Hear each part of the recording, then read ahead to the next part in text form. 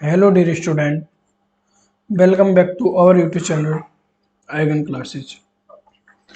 हमारी जो सीरीज चल रही है एसएससी जेई वाली, उसके पीवाईक्यू की हम सीरीज चला रहे हैं एस्टिमेट की। आज ये क्लास हमारी जो है थर्ड है, ये हमारी थर्ड क्लास है एस्टिमेट की। इसके बारे में हमने अभी तक क्या किया, एक तो इंट्रोडक्शन करा दिया था मैंने। जितने भी इंट्रोडक्शन से लेके, इंट्रोडक्शन का मतलब है मीटर क्यूब, जो हमारी यूनिट थी metre square, metre cube, metre में नापी जाती थी, और कितना एक दिन में काम मजदूर कितना कर सकता है, वो सारी चीज़ें बता दी। फिर मैंने आपको वैल्यूएशन भी बताया। वैल्यूएशन ऐसा नहीं कि मैंने थ्योरी उठाई थी, वैल्यूएशन में भी मैंने सारा का सारा आपको, चाहे वो न्यूमेरिकल हो चाहे थ्योरी, जो भी आया हो वो सब कराया था। आज जो टॉपिक हमारा है थर्ड क्लास में, वो है हमारा एरिया जो हम निकालते हैं, जैसे एस्टिमेशन, एस्टिमेशन एंड एरिया, इसके बारे में हम बात करेंगे। और इसमें दो तीन क्वेश्चन जो आए हुए हैं वो बिल्डिंग प्लानिंग से आए हुए, तो इसको मैं इसी में रख दूंगा, बिल्डिंग प्लानिंग। ये जो टॉपिक है, आज का टॉपिक हमारा एस्टिमेशन, एस्टिमेट निकालेंगे हम अपनी चीज़ के, जैसे वैल्यूएशन में क्वेश्चन किए थे, इसमें भी आज क्वेश्चन करेंगे। एरिया निकालेंगे, और कुछ क्वेश्चन, लगभग 8 से 9 क्वेश्चन इससे आए थे बिल्डिंग प्लानिंग से। तो मैंने जो क्वेश्चन इसी में रख दी, मैंने क्या इससे इसकी अलग से वीडियो बनाऊं, इसी में हम इसको सॉल्व कर लेंगे। तो चलो चलते हैं अगली अपनी क्लास की तरफ। आपको एक और मैं जानकारी दे दूं, जो हमारी जो सीरीज है ये एसएससी जेईपीवाई की, जो हम बिल्कुल फ्री ऑफ कॉस्ट करा रहे हैं, 2022 तक के क्वेश्चन है इसमें। कब से हैं? 2004 से, 2004 से 2022 तक के क्वेश्चन करा रहे हैं हम। इसमें आपकी एक तो बीएमसी कंप्लीट हो चुकी है। जिन बच्चों को नहीं पता है वो इन वीडियो को देख ले जाके, लगभग 8 से 10 वीडियो एक सब्जेक्ट की बनी है और सारे क्वेश्चन कराए हुए हैं। इन क्वेश्चनों करके अगर आप कोई टेस्ट सीरीज लगाते हैं, अगर आप हमसे टेस्ट सीरीज लेंगे तो अभी तक हमने बनाई नहीं, अगर आप कहेंगे तो बना देंगे, अन्यथा हमें अभी ज़रूरत नहीं है। और कहीं भी आप टेस्ट सीरीज लगाते हैं, अगर इन क्वेश्चनों को करके लगाते हैं तो आपको एक अलग ही कॉन्फिडेंस लेवल होगा। और अगर आपको नॉन टेक की क्लास चाहिए तो आप कमेंट करके बता देना, हम नॉन टेक की क्लास भी प्रोवाइड करा देंगे। वही 2004 से लेके 2022 तक के जो क्वेश्चन होंगे हमारे नॉन टेक के, वो भी हम सॉल्व करा देंगे। लेकिन फिलहाल हम बात कर रहे हैं अपने टेक्निकल की। ठीक, बीएमसी आपकी कंप्लीट हो चुकी है। सेकंड सब्जेक्ट आपका सॉम कंप्लीट हो गया है। थर्ड सब्जेक्ट आपका सॉइल कंप्लीट हो गया है। फोर्थ सब्जेक्ट आपका स्ट्रक्चर कंप्लीट हो गया है। और फिफ्थ सब्जेक्ट आपका एस्टिमेट चल रहा है, एस्टिमेट एंड वैल्यूएशन। और इसके बाद में आपका जो सब्जेक्ट चलेगा वो सर्वे या आरसीसी, या आप कमेंट करके बता देना जो आपको सब्जेक्ट अच्छा लगे या जो आप चलवाना चाहते हैं वो हम चला देंगे। क्योंकि कोई सा सब्जेक्ट चलवा लो, हमें तो 2023 का जो पेपर है ये एसएससी जेई वाला, इसको फोकस लेके चलना है।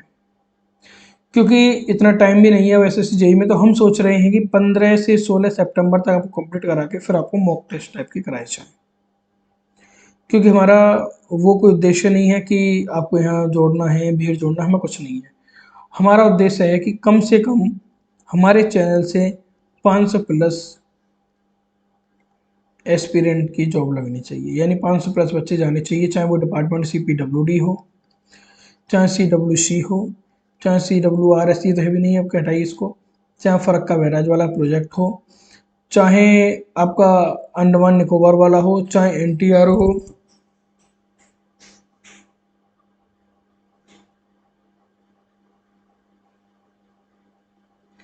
कोई भी आपका प्रोजेक्ट हो, उसमें कोई दिक्कत नहीं है। चलो हम आगे चलते हैं नेक्स्ट अपने क्वेश्चन की तरफ। एक सेकंड रुकिए।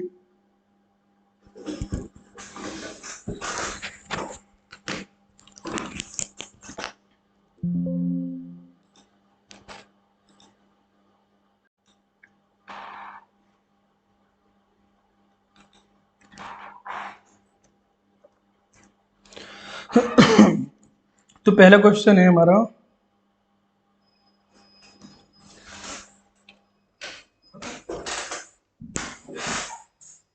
Calculate N approximate estimate. हमें अपना अप्रोक्सीमेट एस्टिमेट अपना कैलकुलेट करना है रुपीज में, of the building with total plinth area of the building is 500 square metre. हमको जो टोटल प्लिंथ एरिया दिया है हमारी बिल्डिंग का वो 500 स्क्वायर मीटर है। The rate of the plinth area is 3000 पर स्क्वायर मीटर। जो रेट है हमारे प्लिंथ एरिया का वो 3000 रुपये पर स्क्वायर मीटर है। कॉस्ट जो है वाटर सप्लाई के लिए हमें कितना लेना है, 7% लेना है, और कंटीजेंसी के लिए हमें 5% लेना है। तो इसको हमको सॉल्व करना है। ये बहुत ही सिंपल तरीके से हम इसको सॉल्व करेंगे। सबसे पहले हम लेते हैं इसमें अपना एक पेज ऐड करता हूँ। इसमें ध्यान नहीं रहा था, मैं कल लगाने की सोच रहा था, कोई नहीं, अब लगा लेते हैं हम। देखो, सबसे पहले ऐसे क्वेश्चन में क्या करना है, हमें टोटल कॉस्ट निकालनी है। टोटल कॉस्ट कितनी होगी, जो क्या दिया इसने कहा था 500 स्क्वायर मीटर तो मेरी जगह है और 3000 पर स्क्वायर मीटर के अनुसार प्लिंथ एरिया है। प्लिंथ एरिया का जो रेट है इतना है। तो टोटल कॉस्ट कैसे निकलेगी, कितनी जगह है हमारी 500 और पर मीटर कितना दे रहा है हमको 3000। तो ये हमारी टोटल कॉस्ट निकल गई हमारा। तो यहाँ से निकल जाएगा 3 पंजे 15, 2 जीरो ये और 3 जीरो ये टोटल कॉस्ट हो गई। अब ये क्या कहता है कि हमें अपना जो वाटर सप्लाई उसके लिए 7% और कंटीजेंसी जो है उसके लिए 5% भी जरूरत है हमें कंस्ट्रक्शन के लिए।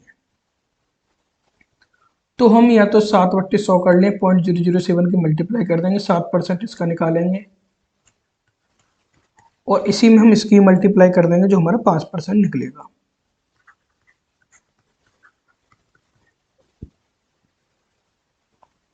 तो जो टोटल आएगा हमारा निकल के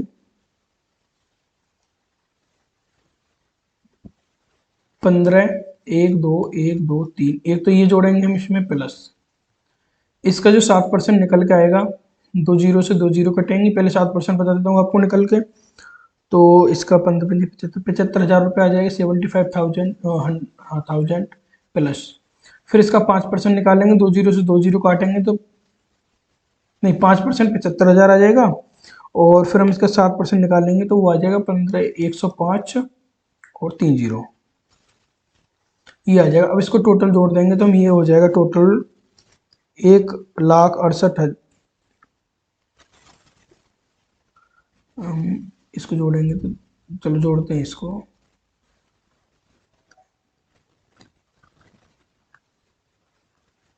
देखो 0 और फिर 0 0 0 और 8 इसका और ये 6 और 1 यानी 16,80,000 रुपये आपका ये आंसर आ गया। इसमें कुछ नहीं था, पहले टोटल कॉस्ट निकालेंगे। हमें एरिया दी थी 500, 3000 के पर मीटर के अनुसार हमें रुपए दिए थे, कितने रुपए के अनुसार हमें बेचना है, एक तरह से ही समझो आप। तो टोटल कॉस्ट हमारी ये आ गई। फिर उसने कहा था कि 7% पानी के लिए, तो हमने इसका 7% निकाला पहले, ठीक। फिर उसने कहा कि 5% कंटिजेंसी है तो हमने 5% निकाल दिया, फिर उसका ये वाला। तो ये टोटल लिखा हमने यहाँ पे, फिर उसका 5% कितना है वो लिखा और फिर उसका 7% लिखा, पूरा टोटल हमने जोड़ दिया और उसके रुपये इतने बन गए हैं। तो आपका 16,80,000 रुपये आपका ऑप्शन नंबर सी राइट है।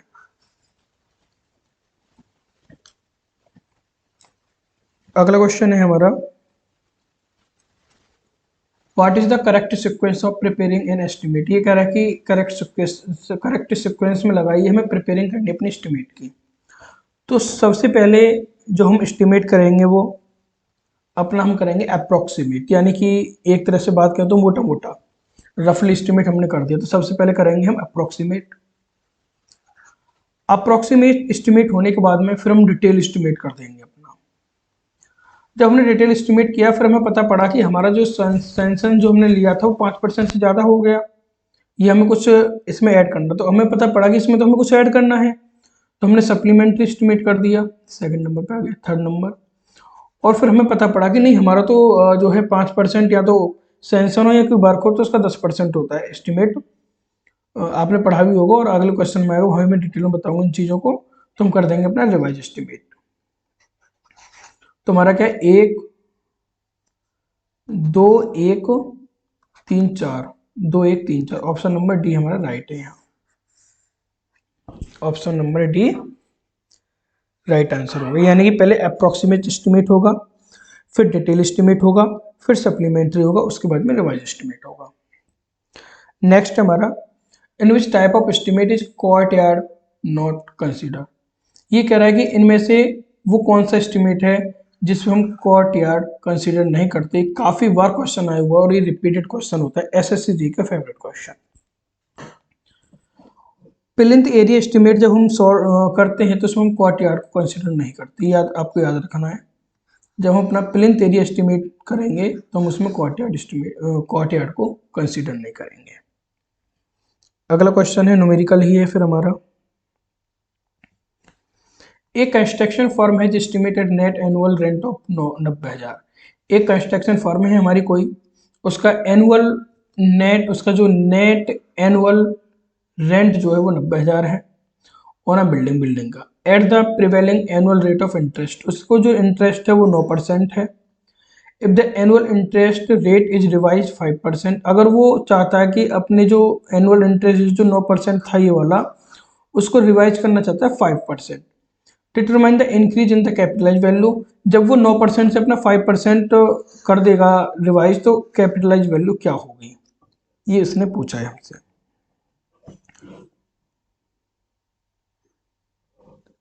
तो जो हमारी कैपिटलाइज वैल्यू जो होती है, देखो या तो आप इस तरह से कर दो, सीपी बराबर year purchase into I interest होता है, या फिर यहाँ पे परसेंट में रखना पड़ेगा, या आपको क्या करना है, कैपिटलाइज वैल्यू बराबर ईयर परचेज कह लो या फिर नेट रेंट कह लो, बात एक ही है उसको। या तो मैंने ईयर परचेज कर दिया क्योंकि मैंने सारे क्वेश्चन में आपको ईयर परचेज के नाम से ही पढ़ाया है ये, तो मैंने ईयर परचेज कर दिया। नेट रेंट भी कह सकते हैं आप, अपॉन के रेट या इंटरेस्ट, नीचे लिख लीजिए रेट या इंटरेस्ट। अब आप कहोगे सर आपने एक ही चीज के दो फॉर्मूले बता दिए, कि नहीं ये फॉर्मूला एक ही, मैं भी आपको अप्लाई करके बता रहा हूं। अब मुझे क्या करना है, पहले मैं जो है 9% पे इसका रेट निकालूंगा, फिर 5% पे निकालूंगा, और उसको घटा दूंगा, जो इंक्रीमेंट होगा वो आपके सामने आ जाएगा। पहले इसने कहा कि 9% पे इंटरेस्ट रेट है इसका, तो सीपी निकालते हैं पहले 9% पे, कितने की है, 90,000 की है, 90,000 और 100/9, या तो आप इसे इस तरह से लिख लीजिए, ये वाला फॉर्मूला लागू होता है। अगर आप इस वाले फॉर्मूले से चलते हैं तो आपको क्या करना है, ये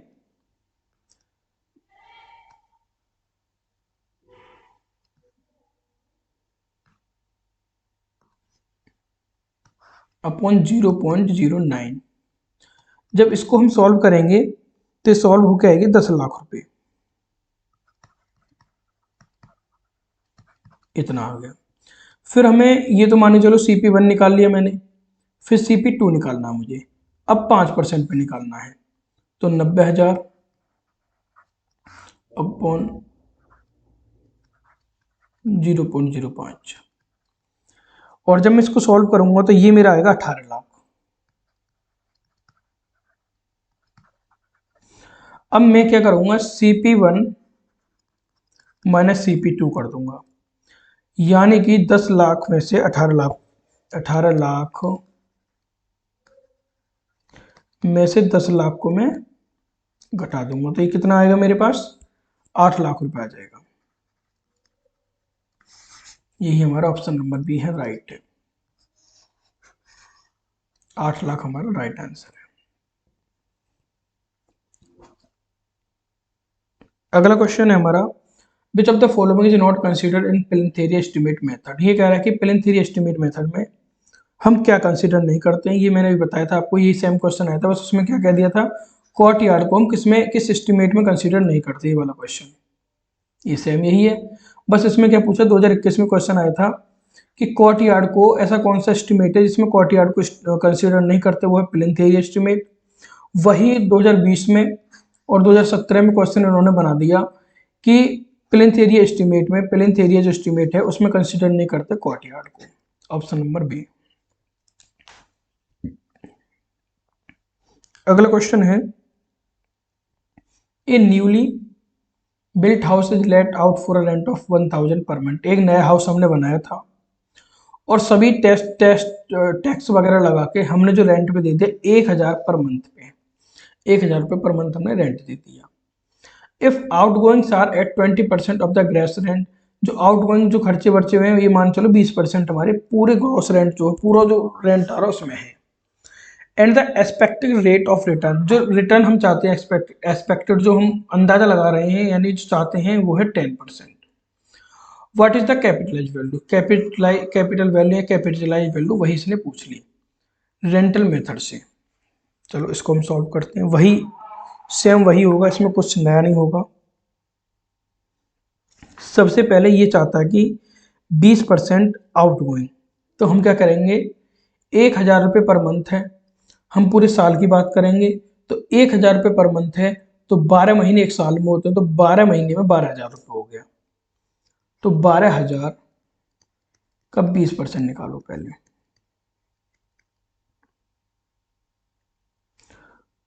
2 जीरो से 2 जीरो, 12 दूनी 2400 रुपये आ गया। ये सॉल्व हो गया। फिर हमें क्या करना, 12,000 में से 2400, इसमें से हम 12,000 घटा देंगे तो हमारे पास बचेंगे 9600 रुपये, 9,600, इतने रुपए बचे हमें। अब ये तो हमने आउटगोइंग घटा दी, इसकी 20% आउटगोइंग पे ले रहा था वो घटा दी।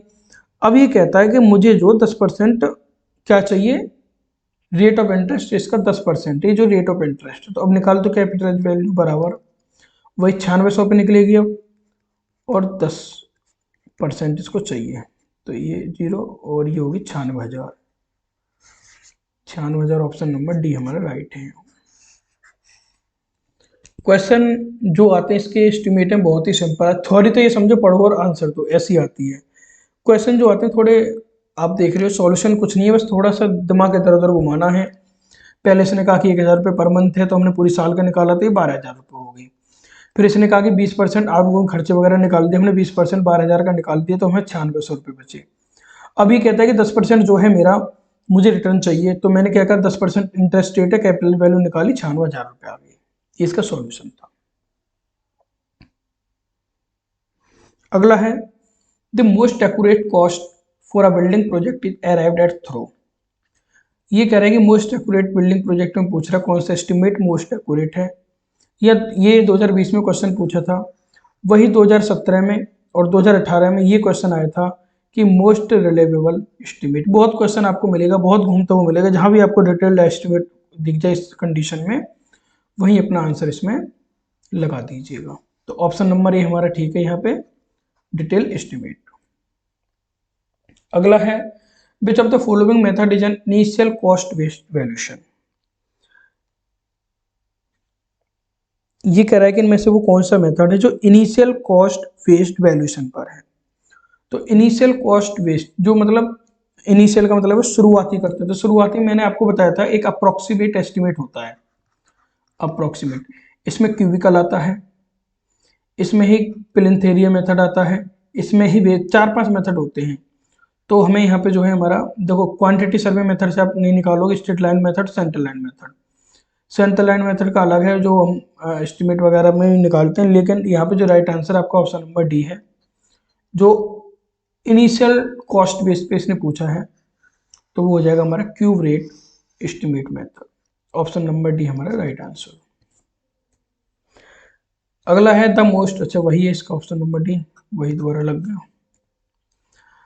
अगला क्वेश्चन है हमारा, in case of rules for the deduction for brick work. अगर हम ब्रिक वर्क है हमारा, यानी कि जब हम चिनाई करते हैं, ब्रिक वर्क को हिंदी में कहते हैं चिनाई, जब हम चिनाई करेंगे तो कौन सा रूल है इसमें डिडक्शन नहीं करना, हमको डिडक्शन नहीं करना पड़े। तो हम जब चिनाई करेंगे अपनी, तो 0.1 स्क्वायर मीटर तक के एरिया में हम कोई डिडक्शन नहीं करेंगे। तो ऑप्शन नंबर हमारा भी, opening up to 0.1 metre square, square metre या मीटर स्क्वायर बात एक ही है। अगर यहीं पे आपको चेंज कर दे, फुट में दे दे, तो 1 स्क्वायर फुट हो जाएगा, यहाँ 1 स्क्वायर फुट। और अगर सेंटीमीटर की बात करेगा तो 1 2 3 1000 सेंटीमीटर स्क्वायर यहाँ हो जाएगा।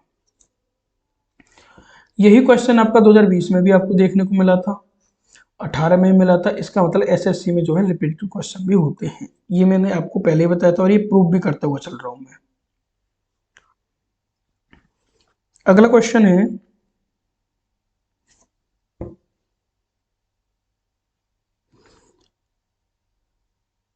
दे carpet area of a residential building is generally, ये पूछ रहा है जो कारपेट एरिया होती है, कारपेट एरिया का मतलब होता है हम कारपेट बिछा सकते हैं। जैसे बरामदा हो गया, बरामदे में आप घूमते कारपेट बिछाएंगे, सीढ़ियाँ पे चढ़ेंगे वहाँ कारपेट। आपने मूवी देखी होंगी, नाटक देखे होंगे, उनमें जो लाल कपड़ा सा होता है नीचे, वही कारपेट होती है। तो ये पूछ रहा है जो कोई हमारी रेजिडेंशियल बिल्डिंग है उसमें हम कारपेट एरिया कितना लेंगे, प्लिंथ एरिया का ध्यान रखना, प्लिंथ एरिया का। तो प्लिंथ एरिया का 50 से 65% जो है हम कारपेट एरिया लेते हैं अपना। ये 2020 में क्वेश्चन आपका आया था, 50 से 65% प्लिंथ एरिया का कारपेट एरिया हम ले लेंगे। अगला क्वेश्चन है, इन earthwork computations on a longitudinal profile, the diagram prepare to work out the quantity of earthwork। जब हम अपना अर्थवर्क करते हैं तो उसमें एक डायग्राम बनाते हैं, वो जो डायग्राम बनता है उस डायग्राम को हम मास हॉल डायग्राम कहते हैं। क्या कहते हैं उसको, mass haul diagram. Option number C हमारे यहाँ राइट है, उसको कहेंगे मास हॉल डायग्राम। अगला क्वेश्चन है हमारा,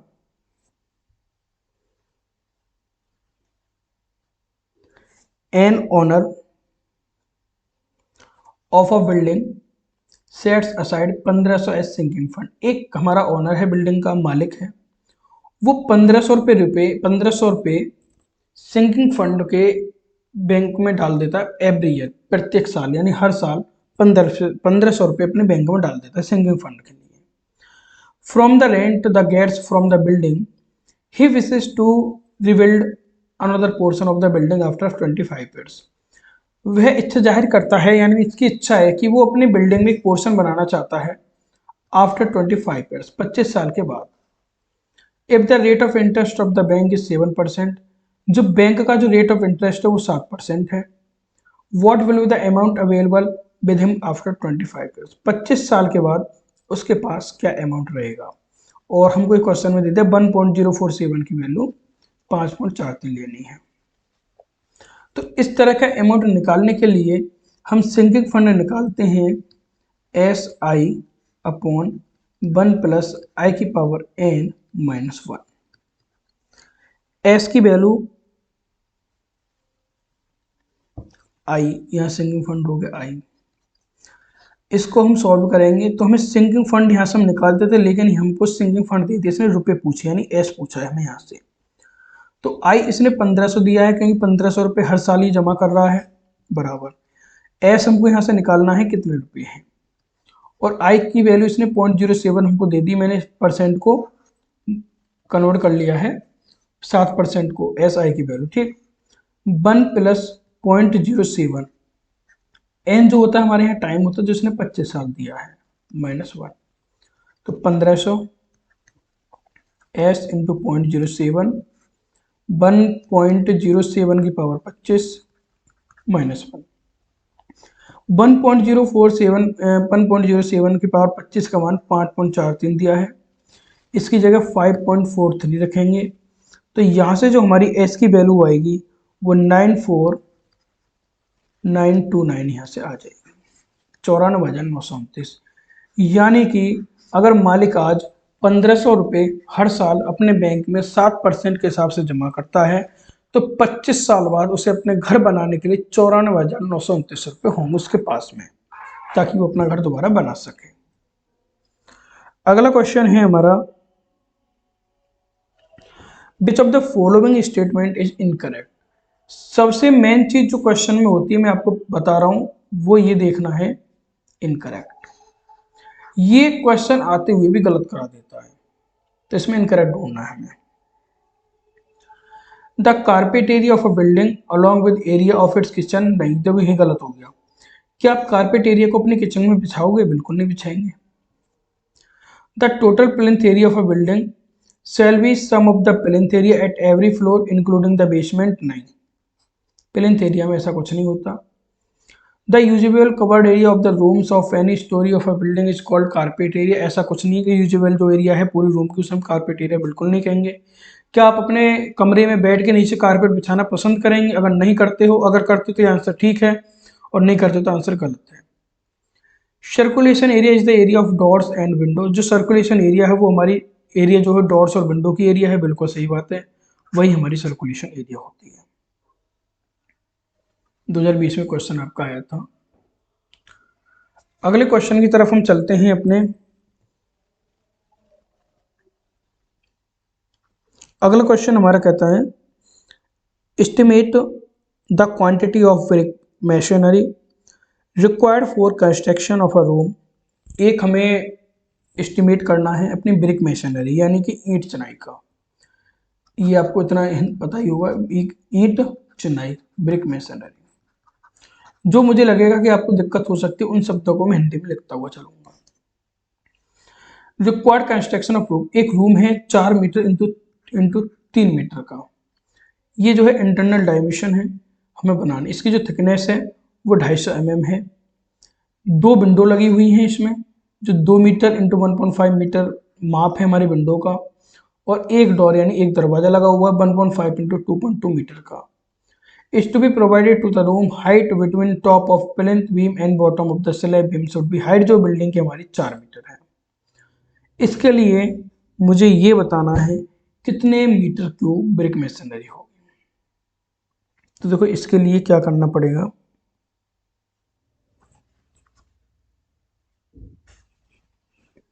मुझे लेना पड़ेगा इसके लिए एक पेज।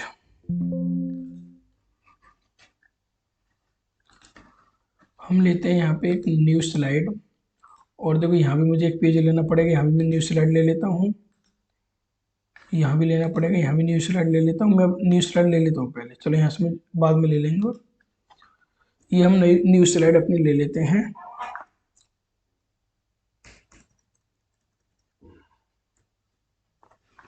अब हमें जो जो क्वेश्चन में दिया है वो हम पहले लिखेंगे।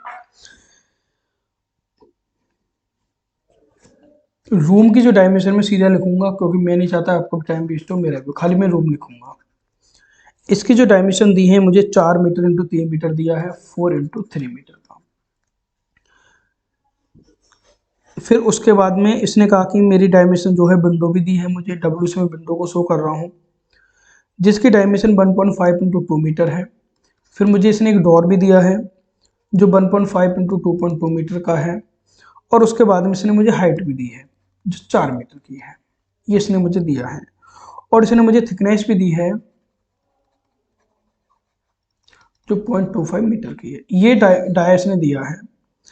अब यहाँ से मुझे सबसे पहले शॉर्ट वॉल निकालना है, लेंथ निकालूंगा शॉर्ट वॉल की SH। देखो शॉर्ट वॉल 3 मीटर प्लस 0.3, इसकी मैं मोटाई ले लेता हूँ 0.25, सॉरी 0.25 दिया है ना हमको, तो 0.25 इसकी मोटाई ले लूंगा एक तरफ की पूरी। देखो अगर कोई सोच रहा हो ना कि सर ये कैसे कर रहा है, ये 0.3 ले लिया, ये 0.25 करके मैंने शॉर्ट वॉल कैसे 3.25 मीटर हो गई। जो सोच रहा है ना शॉर्ट वॉल ऐसे कैसे लिख दी 0.25 ऐसे, तो इससे पहले जो वैल्यूएशन का लेक्चर था मैंने centre line method, long wall and short wall method बहुत डिटेल में बताया था, आप उस वीडियो को देखना, क्योंकि मैंने चाहता जिन बच्चों ने देख रखी कि उनका यह टाइम वेस्ट करें, तो सीधा क्वेश्चन को सॉल्व करते हुए चले। आप वीडियो को देखना, आपको बहुत अच्छी तरह समझ में आएगा, बहुत डिटेल में मैंने वह समझाया है। वहीं फिर मैं लॉन्ग वॉल की बात करूंगा अपनी। लॉन्ग वॉल में कितना है हमारा 4 मीटर का है, और 0.25 हमें यहाँ पे लेना है अपना, तो ये टोटल में 4.25 मीटर लिख देता हूँ।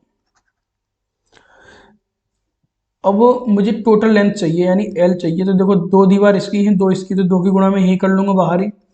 4.25 प्लस 3.25, इसको जब सॉल्व करूंगा तो ये आ जाएगा 5 और 5 10, 2 और 2 4 और 5 और 15 यानी 15 मीटर आ गया हमारा, ये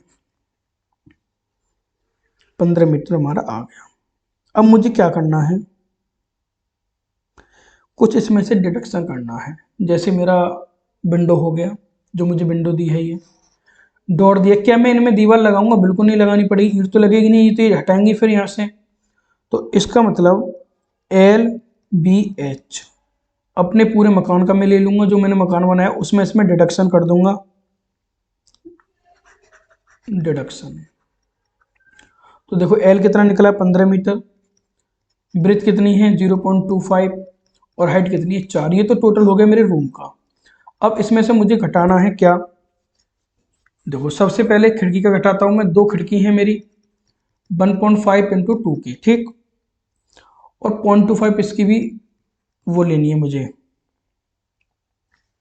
चौड़ाई, क्योंकि दीवार की चौड़ाई ऐसे तो है नहीं कि वहाँ कुछ और हो जाएगी, यहाँ कुछ हो जाएगी, 0.25 पे रहेगी, 250 mm, 250 mm रहेगी प्लस। फिर एक दरवाज़ा दिया था मुझे कितने का, 1.5 इंटू 2.2 इंटू 2.5 का। इसको जब मैं सॉल्व करूंगा तो ये आ जाएगा 12.675 मीटर क्यूब, और यही हमारा आंसर है, 12.675 मीटर स्क्वायर। सॉरी मीटर क्यों नहीं आएगा, मीटर स्क्वायर आएगा, क्योंकि इसने क्या पूछा है, ब्रिक मेसनरी पूछी थी, तो मीटर स्क्वायर आएगा, ये जो है मीटर स्क्वायर आ जाएगा यहाँ। एक सेकंड, क्योंकि कभी कभी ऐसा हो जाता है कि आंसर हमको मैच तो कर जाता है, लेकिन वो यूनिट भी मीटर क्यूब मीटर स्क्वायर दोनों होती है। तो मैं एरिया निकाल रहा है ना, कितना एरिया मीट लगेंगे हमारी, तो मीटर स्क्वायर आएगा ना एरिया के लिए। अगला क्वेश्चन है,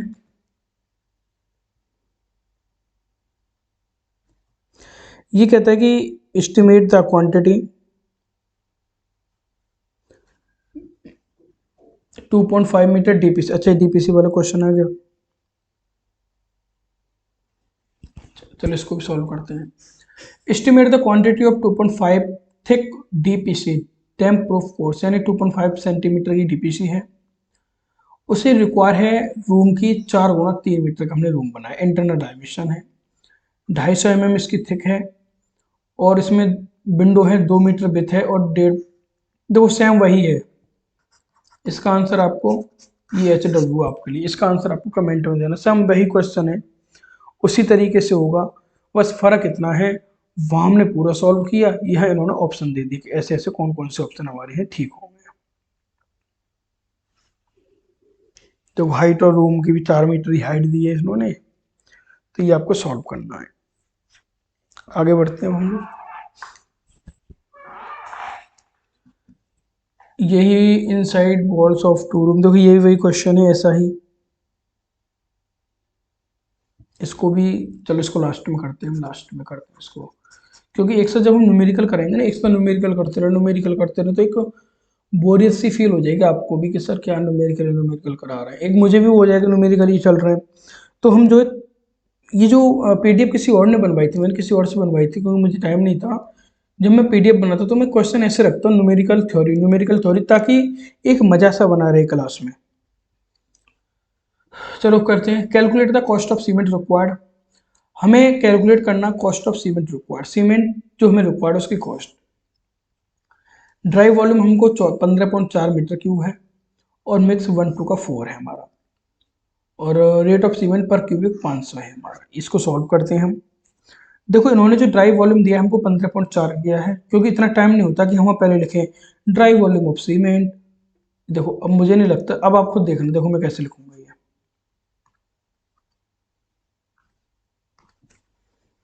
क्या आप ऐसे लिखना पसंद करें, ड्राई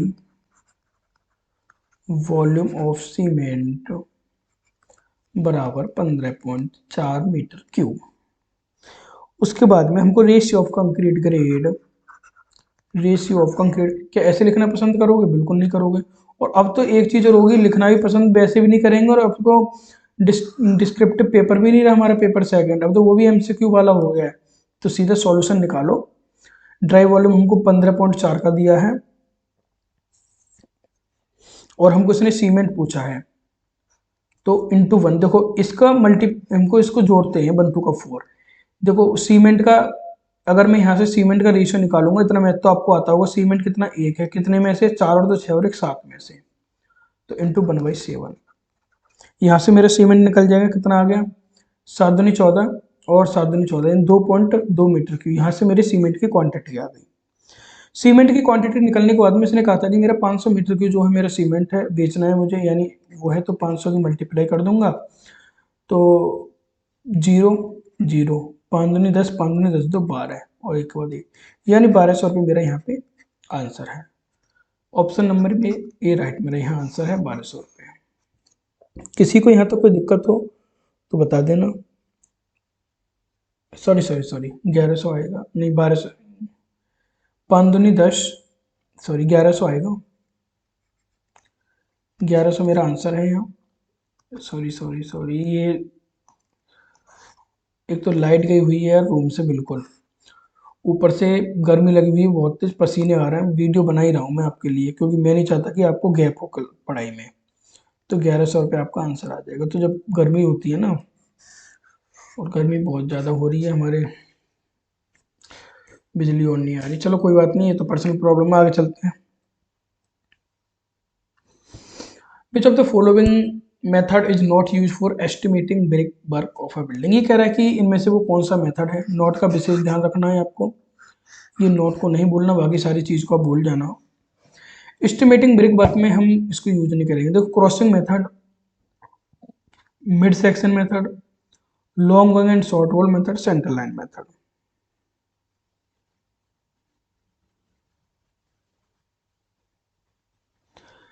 देखो, मिड सेक्शन मेथड आपने पढ़ा होगा, जब हम अर्थवर्क वगैरह करते हैं अपना, तो वहां हमारा आता है mid section method. Long wall and short wall method मैंने आपको पढ़ाया था, तो इसको यूज करते हैं।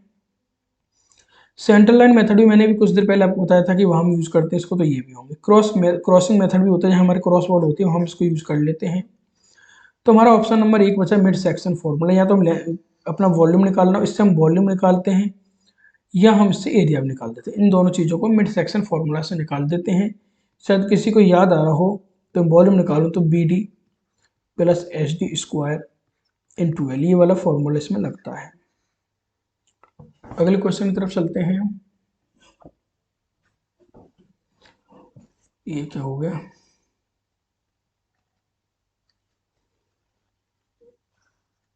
क्वेश्चन यहाँ से हमारा, यहाँ से पढ़िए। Which of the following is not, यहाँ भी देखो नोट आ गया, इसको बिल्कुल ध्यान में रखना है। Note the method of estimating building work, इनमें से कौन सा मेथड है जो एस्टिमेटिंग बिल्डिंग में यूज नहीं करते। देखो, क्रॉसिंग मेथड मैंने भी पीछे बताया था यूज करते हैं। आउट टू आउट और इन टू इन, ये भी मैंने पीछे बताया था। अब कुछ लोग कहेंगे सर कब बताया पीछे। जो ये वाला जो मेथड है ना, long wall and short wall method, इसी को हम out to out and in to in method कहते हैं। सेंट्रल लाइन मेथड भी बता दिया। अब बचा हमारा मेथड ऑफ प्रोजेक्शन। इस तरह का कोई भी मेथड हमारा एस्टिमेट निकालने में बिल्डिंग की यूज नहीं किया जाता। तो ऑप्शन नंबर हमारा डी है राइट आंसर। अगला क्वेश्चन है हमारा, in earthwork construction a mass haul diagram is a diagram showing. ये मैंने भी कुछ देर पहले बताया था कि जब हम अर्थवर्क वगैरह करते हैं, जो वहाँ डायग्राम बनता है उसे हम मास हॉल डायग्राम कहते हैं। और जो ये मास हॉल डायग्राम जो बनता है, ये क्यूमुलेटिव वॉल्यूम ऑफ अर्थवर्क, और ये बनता है हॉलेज।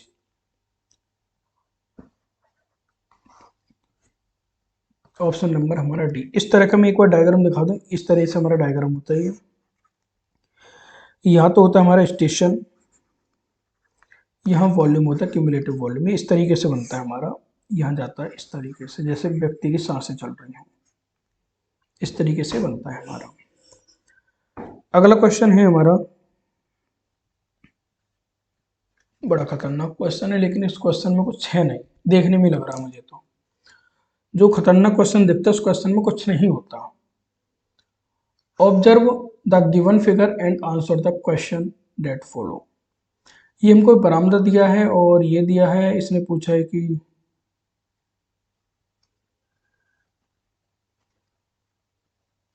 ये क्या हो गया। अच्छा, क्वेश्चन बुरा मान गया, चलो कोई बात नहीं। रेडियस ऑफ सर्कुलर स्टेप, ये सर्कुलर हमको स्टेप दिए गए हैं, इनकी हमको क्या बतानी है, रेडियस बतानी है। ऑर्डर फर्स्ट टू फोर्थ तक। तो रेडियस बताने के लिए सबसे पहले मुझे फर्स्ट की बात करता हूं मैं। तो 1.6, देखो सबसे पहले हम बात करेंगे फर्स्ट की, फर्स्ट से हमें फोर्थ बतानी है। तो एक तो हम टोटल लेते हैं यहाँ से और यहाँ तक कितना है 0.8 है, फर्स्ट की बात कर रहा हूँ मैं। टोटल रेडियस होगी यहाँ से यहाँ तक 0.8, 0.3 0.3 0.3 जोड़ते हुए आ जाओ, प्लस 0.3 0.3 0.3 कितना हो गया 1.7 मीटर। तो 1.7 मीटर फर्स्ट वाले में फर्स्ट प्रेफरेंस देना ना हमको, लास्ट में भी आप कहोगे लेकिन हमको ये नहीं लेना ना, फर्स्ट देना है। तो ऑप्शन नंबर ये हमारा राइट है। आप कहोगे सर बाकी की कैसे निकालेंगे, बाकी क्या करना है फिर देखो फर्स्ट की निकल गई, सेकंड की ये तो सेम रहेगा, ये 0.8 0.8 प्लस 0.3 0.3 0.3 प्लस 0.3 ये आ जाएगा हमारा 1.4। ये फर्स्ट हो गया, ये सेकंड का हो गया। थर्ड का निकालते हैं हम, ये यहाँ तक बस 0.8 प्लस 0.3 8 और 3 11 1.1 मीटर थर्ड का हो गया। फोर्थ का निकालेंगे, केवल यही रहेगा 0.8 मीटर। अगला क्वेश्चन, 3 स्टेज है हमारी S1 S2 S3 related to civil engineering work. Civil engineering work से रिलेटेड है हमारी S1 S2 S3 are given. Identify the correct statement, इनमें से हमें करेक्ट स्टेटमेंट इनको हमें बताना है।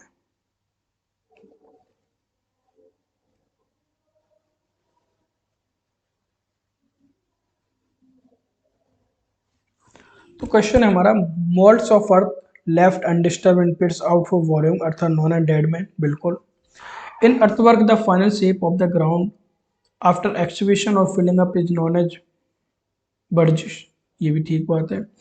Dressing square stone block of dimension having face perpendicular to each other and laid in course is perpendicular, हाँ ये परपेंडिकुलर ही होते हैं, नॉन एज एस्लर। हमारे S1 S2 S3 ट्रू पूछा है तो हमारे तीनों ही इसमें सही है, जो हमारे 2020 में क्वेश्चन हमारा आया था। अगले क्वेश्चन की तरफ चलते हैं।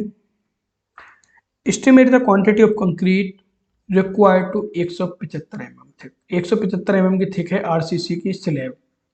इसके लिए हमें रिक्वायर है, उसकी जो डायमेंशन है एक्सटर्नल 4x5 मीटर की है और प्रोजेक्शन में 0.2 मीटर का करना है। इसका क्या मतलब है, मैं सोच रहा था कोई खाली पेज, चलो यही बता देता हूँ। इसने कहा इस तरीके से मेरा एक रूम है, जो ये वाली 4 मीटर की, ये 5 मीटर की है। फिर इसके साइड में चारों तरफ ये वाला जो चारों है 0.2 मीटर का प्रोजेक्शन है, इसने ये बोला 0.2 मीटर का प्रोजेक्शन। जब मैं इसको पूरा क्वांटिटी ऑफ आरसीसी स्लैब बतानी है तो मैं इसको जब सॉल्व करूंगा तो थिकनेस जो है मेरी 175 mm है, यानी 0.175 मीटर है। अब मैं पहले अगर इसकी एरिया निकालूं आरसीसी वाले की तो ये 4.4 गुणा 5.4। अब कहेंगे सर ये 4 कैसे लिए, देखो 4 तो ये है, पॉइंट तो ये, पॉइंट तो ये, तो पॉइंट 4 4.4 हो गई, ऐसे 4.5.4 हो गई। तो ये टोटल जो हो गई ये हो गई 23.76 मीटर स्क्वायर। ये मेरी एरिया हुई है और मुझे बताना है क्वांटिटी ऑफ कंक्रीट। तो एरिया में मैं क्या करूंगा, 23.76 में 0.175 की जो थिकनेस है उसकी मल्टीप्लाई करूंगा, तो ये जो मेरा आंसर आ जाएगा ये आ जाएगा 4.158 मीटर क्यूब। ऑप्शन नंबर मेरा बी है right answer.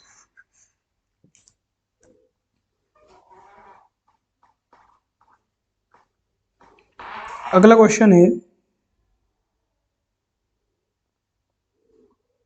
The covered area of a building measured at the floor level is called. जो कवर्ड एरिया होती है बिल्डिंग की उसको कहते हैं प्लिंथ एरिया। तो हमारा जो है आज इतने ही क्वेश्चन थे, उसके बाद में फिर हम अपने नेक्स्ट क्वेश्चन की तरफ चलेंगे, जो आज के क्वेश्चन हमारे जो है समाप्त हो चुके हैं। अगर आपको वीडियो पसंद आई तो आप इसको लाइक करें। किसी भी तरह का कोई क्वेश्चन में आपको डाउट हो या आपको कोई क्वेश्चन पूछ रहा हो, या तो आप मुझे टेलीग्राम पे मैसेज कर दें, इसमें कमेंट में डिस्क्रिप्शन में कमेंट मतलब कमेंट बॉक्स में कमेंट कर दें, वहाँ पढ़ लूँगा। वीडियो को ज़्यादा से ज़्यादा शेयर करें ताकि आपके दोस्तों को पता लगे कि हाँ एसएससी जेई पीवाईक्यू की सीरीज चल रही पूरी डेडिकेशन के साथ में, पूरा कोई दिक्कत नहीं है इसमें। और अगर आप हमारे चैनल पर नए हैं तो इसको सब्सक्राइब कर लें। Thanks for watching. मिलते हैं हम लोग अपनी अगली वीडियो में, तब तक के लिए थैंक्स।